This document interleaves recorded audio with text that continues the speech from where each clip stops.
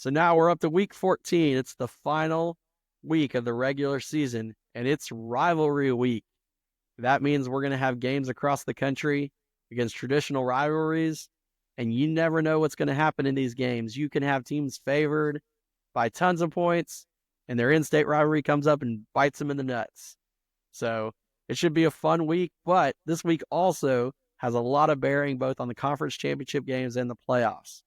So let's start right here in Athens Friday night. It's Black Friday, and we're having a night game here in Athens. Georgia taking on Georgia Tech. Georgia at 9-2 got a lot to play for. They're going to play in Atlanta the next week in the SEC championship game, but first they got to get past Georgia Tech, a Georgia Tech team that's coming in with some confidence. They're 7-4. Burrow, what are your thoughts on the game? This game scares me a lot as a Georgia fan. I know it shouldn't, but crazier things have happened in rivalry games. It's hate week. It's hate week for a lot of teams. I mean, if you're a Star Wars fan, this is the Sith's dream of a week. And with it also being on a Friday night is very odd. And it doesn't sit well. The last two times the two times that Georgia has lost to Georgia Tech in the past 10, 15 years have been at home. And right. I have a theory on that. So it's Thanksgiving week, right? All the students that are in Athens are at home in Atlanta or wherever. And it's, Athens becomes a little less populated, we'll say that. And you don't always get the full Sanford Stadium crowd for the Tech game because Tech has been down. I mean, let's be real. They've been down. It might be different this year. I don't know. It is a night game. Saw that the Spike Squad and everybody, they're calling for another blackout. So we'll see if the fans can bring the energy on Friday night, then I think Georgia will be just fine. But if it gets into to be one of those weird situations where the crowd's dead and Tech's going to come out fighting at the beginning of the game as hard as they can. I mean, obviously, but this game means more to them than it means to Georgia. Yeah, it's like the old Mad Men meme with Don Draper. In the elevator, you got the guy saying, "I hate people like you." Don Draper's like, "Well, I don't think of you at all." Yeah, that has been Georgia Tech in a nutshell. Yeah. So, a couple things about this game. This Tech team is the best Tech team they've had in a few years. Brent Key was the right hire for them. He's a good coach. And they're playing pretty good. Now, they are 7-4. They have a major upset where they beat Miami when Miami was undefeated, top 5 team. That being said, they've also skated by a lot of games that they've won that they probably shouldn't have. Listening to some radio today, a couple of their games that they won, including last week's game against NC State and their first game of the season where they beat Florida State. And that looked good at the time, but obviously that's not the case. They had to get some luck and win on a last-second field goal to beat that Florida State team. And even in the Miami game, all those games are games that they won, but on paper and predicted outcomes, they actually lost. So yes, Tech is better. They're better than they've been, no doubt. They've got a good coaching staff. Brent Key is a good motivator. Obviously, we know about Buster Faulkner. But they've been doing some interesting rotation at quarterback.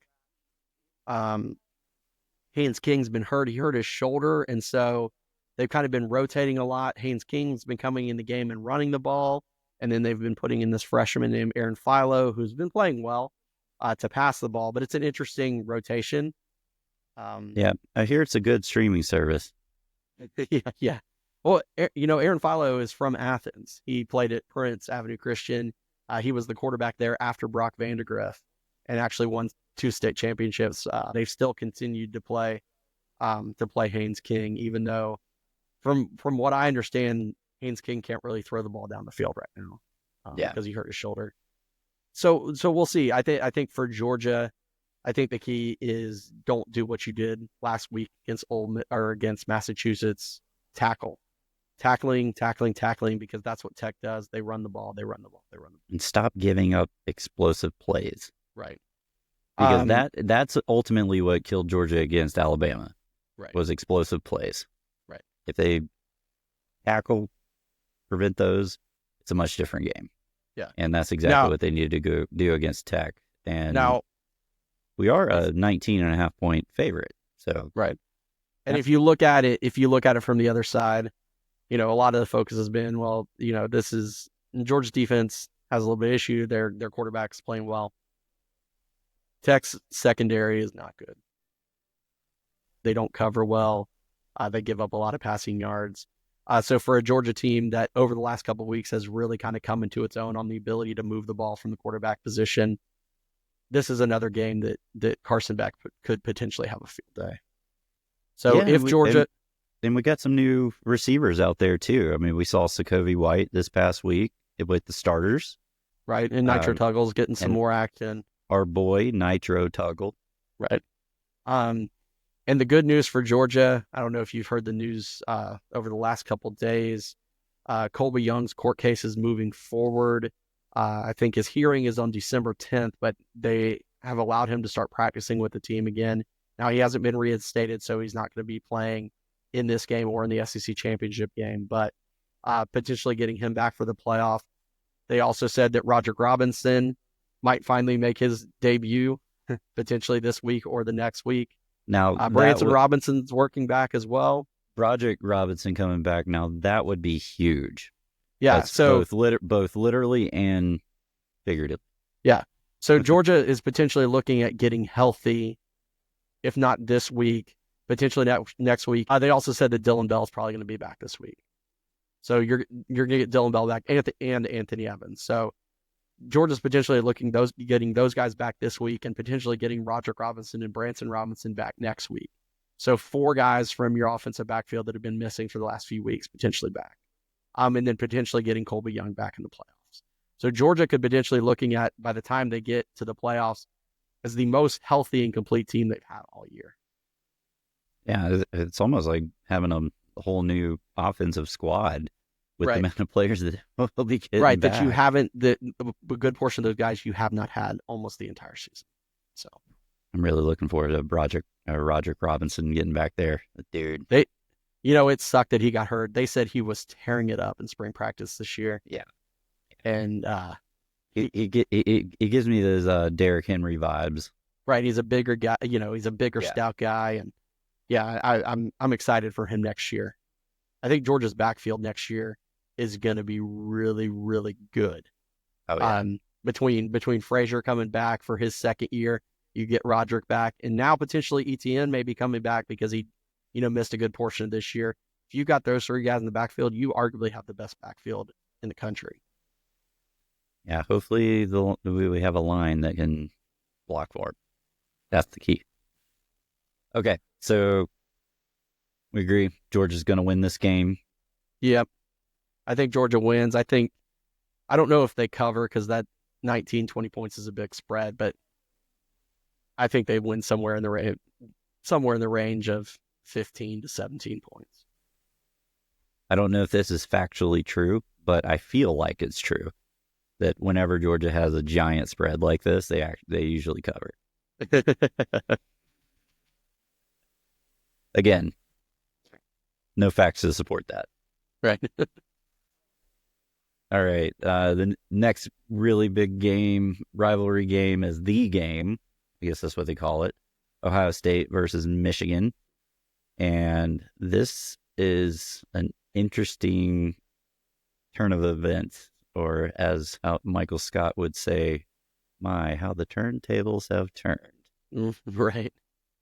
This game is interesting because even though you look at it on paper, Michigan's 6-5, Ohio State's 10-1, and obviously playing good ball. But look a little bit deeper. Michigan For all their faults at 6-5 this year, they're still technically the defending national champion. Michigan has beaten Ohio State 3 years in a row. Ryan Day can't beat Michigan. So for Ohio State, this game, they have all the pressure on them.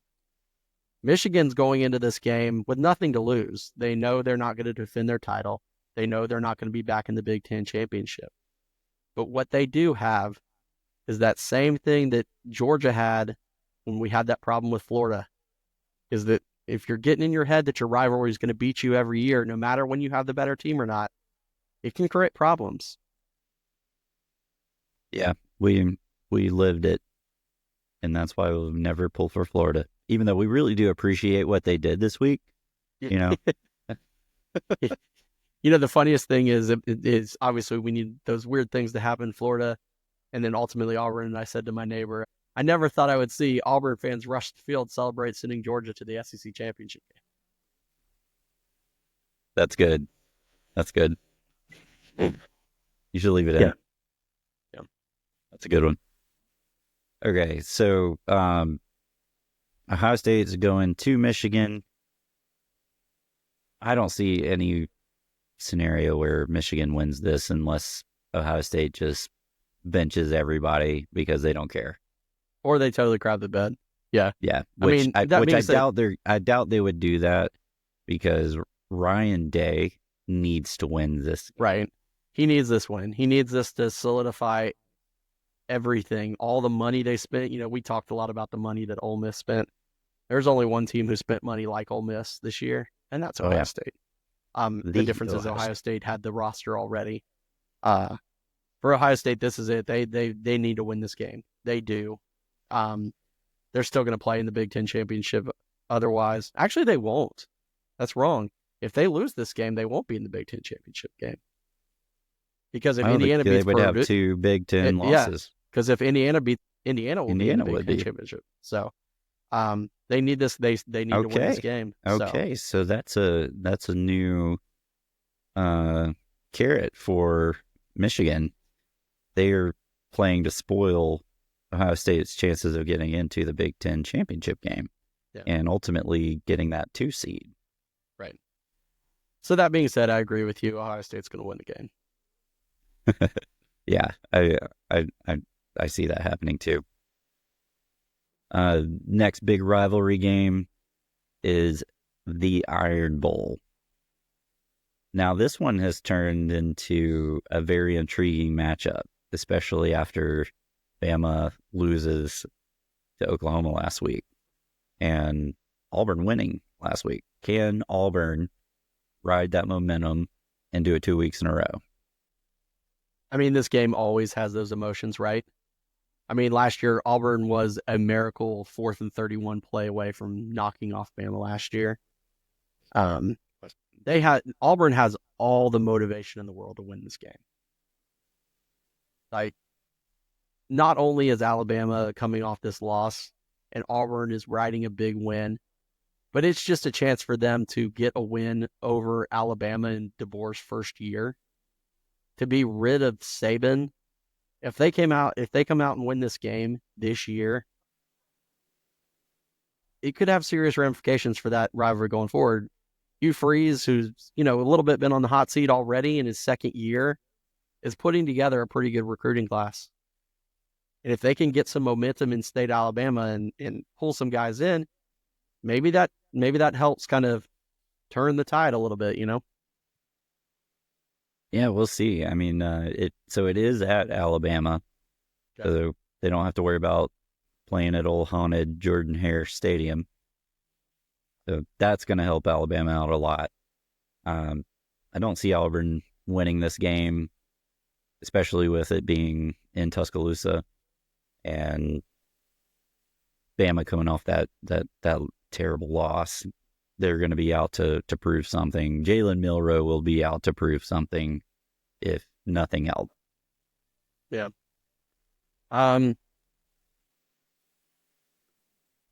This one's a tough one. I want to say that, yeah, Alabama's going to come out and beat them, but Auburn just has the momentum and Alabama just seems so in disarray. And I know they're not really. They still technically have a small shot to make the playoff. They're only 8-3. It's not that bad, but just something in my gut says Auburn's going to come really ready to play in this game. And if last year showed us, or any of these years showed us, that this game always, you could throw the records out a lot of times in these Oh, yeah. games. I think Alabama wins, but I think it's close.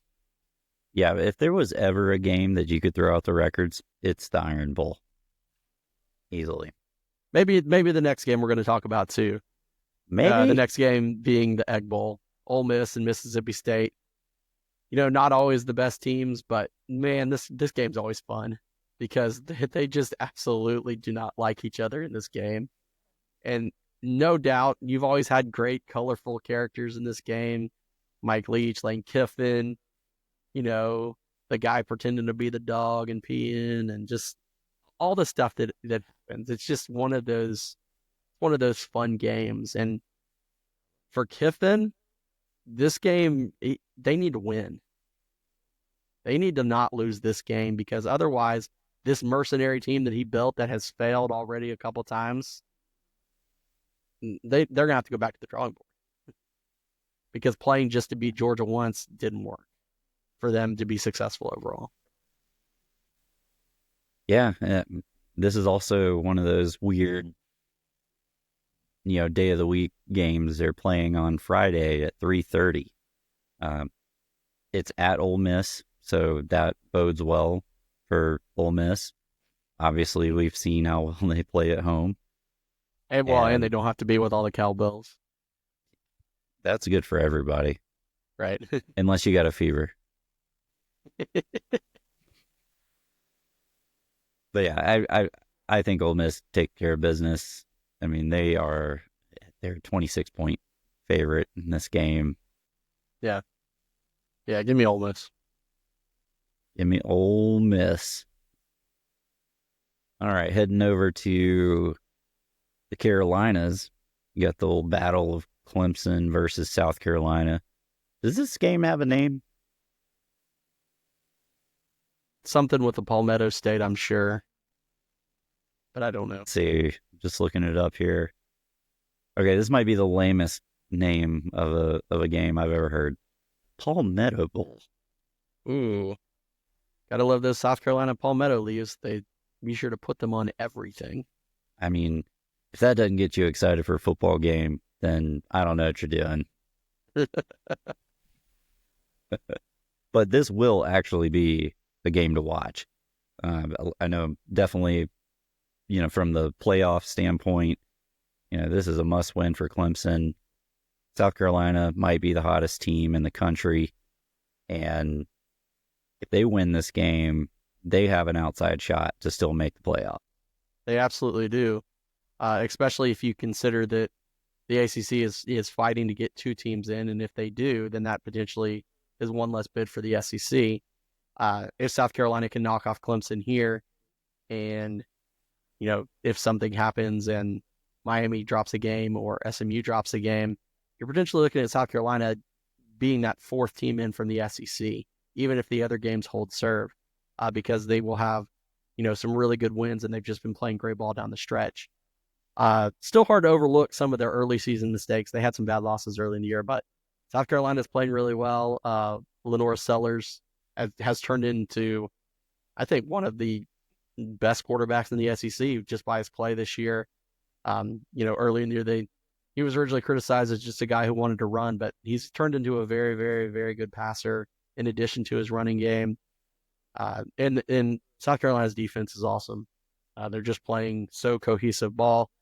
Clemson has continued to play pretty well. Obviously they dropped the game to Georgia, and then they dropped a second game later in the year that they shouldn't have been. But Clemson's still a strong team. So this is probably one of the most competitive games of the weekend.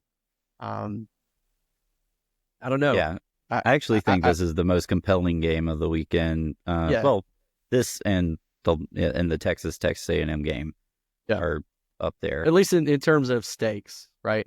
Yeah.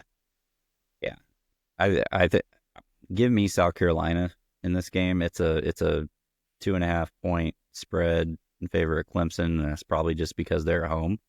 So basically a pick 'em. Yeah. With the way South Carolina's playing, with the way that defense is playing, and you never know what you're going to get out of Clemson from 1 week to the next anymore. So give me South Carolina. I'm going to take Clemson. I think it's going to be a tough game, and like I said, very competitive. South Carolina is playing great. I just think Clemson's a little better. We shall see. Yep. Okay. Washington versus Oregon. This seems like a no-brainer to me. I don't know if Washington's been playing well lately or not. Haven't really kept up with them. So I got to go Oregon. I have no reason to pick against Oregon right now.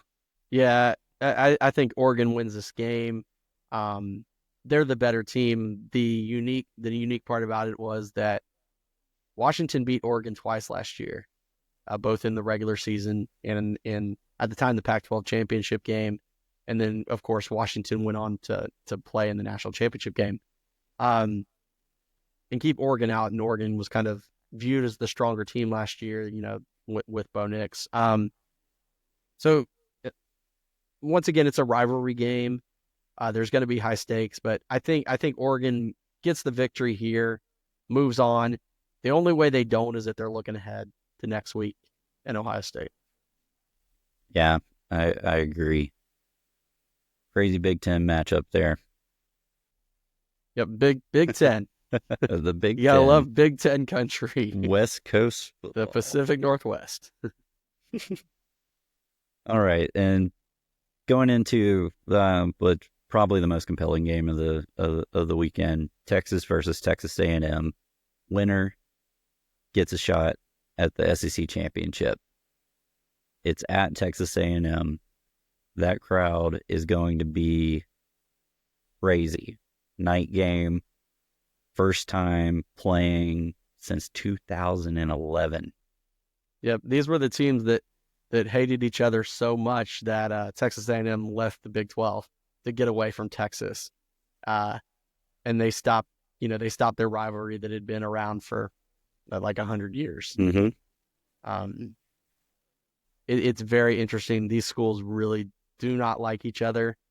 They compete for oil money in their state, and I don't remember the last time that a game like this in the SEC, the final game of the season between two teams, the winner goes to the SEC championship and the loser goes home. And for Texas A&M, this is even more interesting because with 3 losses and already, they're essentially out. If they lose this game, they're out of the playoff. But if they win this game and then they go play in the SEC championship game, they could end up being the 2 seed or the 3 seed in the playoffs. So the difference between going to play a game, a no nonsense bowl game or whatever, versus potentially being the 2 seed in the playoffs, it just another one of those crazy things about this first year. In Texas A&M, obviously coming off a quadruple overtime loss to Auburn, it's going to be tough. On the Texas side of the field, so Texas played Kentucky this last weekend, didn't look great. Quinn Ewers went down with an injury. There's some talk that he may be out this week, so we might see Arch Manning in the game. Not too much of a drop-off there. Arch has played well when Ewers has been out this year. But it's always hard, starting on the road in the SEC, as we talked about earlier. So we'll see. Texas, it's been noted that Texas has one of the weaker strength of schedules of the top teams in the SEC. Obviously, their only top team that they've played really is Georgia. They've somehow managed to miss Alabama. They missed LSU. They missed South Carolina. So we'll see what happens. All the motivation there for Texas A&M. Their backs against the wall. For Texas, if they lose this game, they're still in the playoff. It'll just be as a lower seed. I think Texas wins the game. I think they are the better team. That being said, as a Georgia fan, I'm not sure who we want to see. I feel like as a Georgia fan, we'd be pretty confident against both of those teams in Atlanta. Yeah. I with this being on the road, it's only a 5-point spread. It's a night game. The first time playing in years, and these two teams or these two fan bases hate each other. So that's going to be a crazy, crazy environment. We know Kyle Field is one of the largest stadiums in all of the world. You know, people forget about that. College football stadiums are actually some of the largest stadiums in the world. You Yep. don't even think about that. Um, and with, yours being kind of being hurt, maybe out, uh, we saw Arch Manning against Georgia, had some flashes of good, but ultimately couldn't do anything. It's going to be tough. It's going to be a great game. But I think Marcel Reed has a Marcel Reed game at home, because it is tough to win on the road in the SEC. So give me Texas A&M, and yeah, yeah, I guess you're right. I guess Texas would still make them play off because they'd Yeah, be 2 losses. yeah. At this point, they're in. Just like as long as Tennessee holds serves and beats Vanderbilt, they're in. At this point, 2 losses in the SEC gets you in. Yep, yep. All right. Speaking of Tennessee, Vandy, we haven't talked about them yet. This is a interesting game in itself because there's at Vandy, which we know has become a really tough place to play. The Nick Saban curse, right? Yeah, yeah, absolutely, it is. So at on the road at Vandy, who knows which Tennessee team is going to show up? I think good Tennessee shows up because they know they're in the playoff if they win. They've been given second life by all the madness that went on, and I think Tennessee will. Vandy was a nice story early in the season, but they haven't been able to get past a couple of these tougher schools here down the stretch. So I think Tennessee wins. I think they handle Vandy relatively easy and get ready for the playoff. Yeah, I was kind of going back and forth on this one, honestly. I mean, I love Pavia. Great story. Hope he gets his extra year, have 10 years in college football. But yeah, I agree. Tennessee, their defense is really just good enough to win this game for them. Right. Even if Nico comes out there and craps the bed, their defense is really good. So give me Tennessee in a comfortable game for them. So that is week 14. Let us know what you think in the comments. Who do you got? Who's your team? Which rivalry game are you most interested in watching? And we'll see you next week. Go Dogs. Go Dogs.